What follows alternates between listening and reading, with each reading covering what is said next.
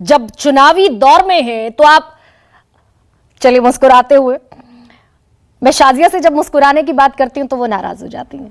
खैर, लेकिन सुरेंद्र राजपूत 55 बरस तो मोटा मोटा इस देश ने दिया आपको, और 55 बरस बाद अगर आप ये कहें कि गरीब परेशान है, अगर आप ये कहें कि मजदूर परेशान है, आपके राज्य में वॉट अबाउटरी कहते हैं लोग इसे, लेकिन मैं पूछूंगी फिर भी कि आपके राज्य में 70 रुपए से बढ़कर 155 रुपए दिहाड़ी हुई मजदूर की।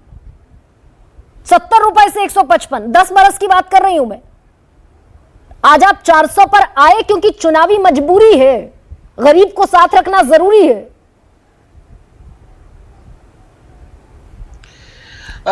मसला क्या है ना गरिमा जी, सच बात यह है कि 10 साल के कुशासन को छुपाने के लिए 70 साल में अगर एक आधी कोई कमी रही हो तो उसको लेकर के आना जरूरी है भारतीय जनता पार्टी को। यह अपने आप में पूरा सच है। हमने काम किए, कुछ कमियां रही, हम तो मानते, जो कमियां रही उसको 2014 से 2024 में पूरा करना चाहिए था भारतीय जनता पार्टी को, और भारतीय जनता पार्टी ने पूरा करने की जगह तो छोड़ी है, उसको और बढ़ा दिया, उसको और खत्म कर दिया, खाई गरीब और अमीर के बीच में और बढ़ा दी। भारतीय जनता पार्टी ने तो जो कुकृत्य किया वो क्षमा के योग्य नहीं है। बड़ी बौद्धिक बहस हो रही थी, साजिया जी भी पता नहीं अंग्रेजी में कौन कौन से आंकड़े लेकर के आ रही थी, कभी अंग्रेजी में कभी फ्रांसीसी में, कह रही थी कि महंगाई तो बढ़ी नहीं घट गई।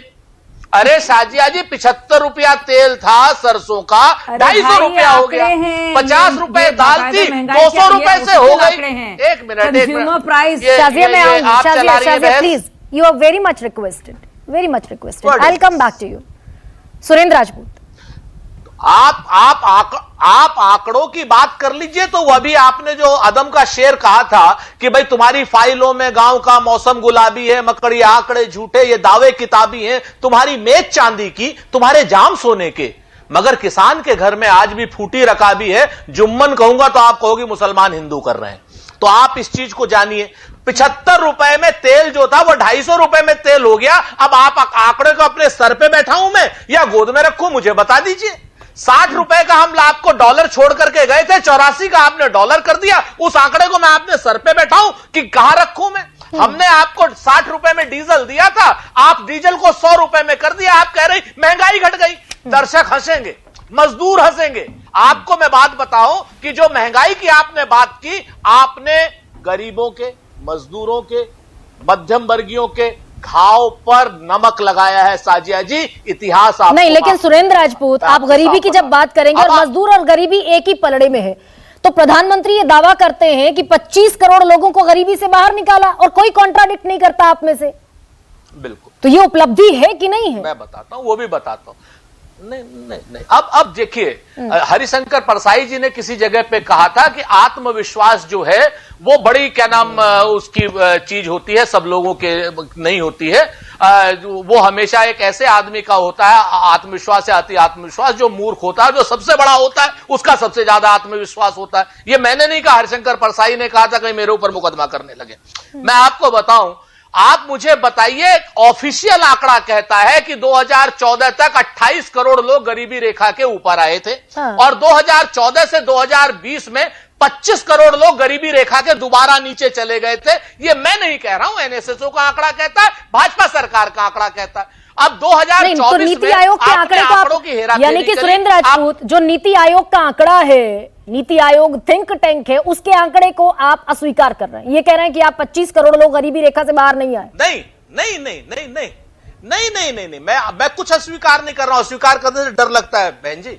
मैं आपको बताऊं, मैं ये कह रहा हूं कि 2004 से 2014 के बीच में 28 करोड़ लोग गरीबी रेखा के ऊपर आए थे, बगैर किसी आंकड़ों में हेराफेरी किए, बेसिक पॉइंट्स बदले। प्रोफेसर संतोष कुमार बताएंगे बेसिक पॉइंट्स इन लोगों ने कैसे बदले। 2024 में दोबारा ये कहते हैं कि 25 करोड़ आप गरीबी रेखा के ऊपर ले आए, आपके नए आंकड़ों के अनुसार मान लेते हैं हम, लेकिन 3 करोड़ तो फिर रह गए। 2014 से 2020 में आपने 28 करोड़ पहले नीचे किए, 25 करोड़ ऊपर ले आए। कहते हैं ना, भाजपा इस कदर आवाम पर एहसान करती है, वो आंखें छीन लेती है और चश्मेदान करती है। पहले 28 करोड़ को नीचे ले जाओ, उसके बाद 25। सुरेंद्र जी, मैं ये समझ लूं कि जब मैं ये सवाल आपसे पूछ रही हूं कि जो 10 बरस का आपका शासन था, उसमें भी 70 से 155 रुपए आप मजदूर को ला पाए, तो ये फेलियर था कांग्रेस का, ये मैं समझ लूं? नहीं, बिल्कुल नहीं। हाँ, आपको बताऊं, ये तरक्की की ओर चलने का एक कदम था। 70 रुपए से अगर 155 रुपए आया है तो 125% की तरक्की हुई थी। हाँ। आप समझिए 75 ये लाख तो मैंने ही बताया। रोजगार नए हाँ। उत्पन्न हो रहे थे। हाँ। महंगाई, अरे भाई आप, अब वो मसला यही हो जाता है। हाँ। आप हमको साजिया जी को क्यों समझ ले, हमारी बात तो पूरी हो जाने दीजिए। थोड़ा सा इतनी तो कृपा रखिए, हमें आपसे वैसे भी डर लगता है, साजिया जी से बहुत डर लगता है। आप मेरी बात को समझिए, मैं ये कह रहा हूं कि जो 70 रुपए से 155 125% हमने बढ़ाई, वो भी अपर्याप्त रही होगी, मैं ये नहीं कहता, लेकिन 155 रुपए से मात्र 60% बढ़ाना, ये कौन सी बहुत बड़ी वो है। तो आप दो अलग अलग चीज, या तो किलो में तौल लीजिए या लीटर में माप लीजिए। परसेंटेज में करना है तो भारतीय जनता पार्टी फेल, और अगर आपको गरीबी के आंकड़ों पर देखना है तो भारतीय जनता पार्टी फेल। हमने मनरेगा लेकर के आए, हमने काम का अधिकार दिया कि एक डीएम को, यानी एक जिले में जितने लोगों को काम चाहिए हम उतना पैसा देंगे। ठीक है। भारतीय जनता पार्टी क्या कह रही है कि साहब हम इतना ही पैसा देंगे, इसी में आप अपना काम चलाइए। उसमें तमाम राज्यों को पैसा नहीं दे रही, बंगाल को पैसा नहीं देती है, जहां पे विपक्षी दलों की सरकारें नहीं देती। उत्तर प्रदेश के भी लगभग 4 जिले ऐसे हैं जहां पे पैसा नहीं मिल रहा है। चलिए ठीक है सुरेंद्र।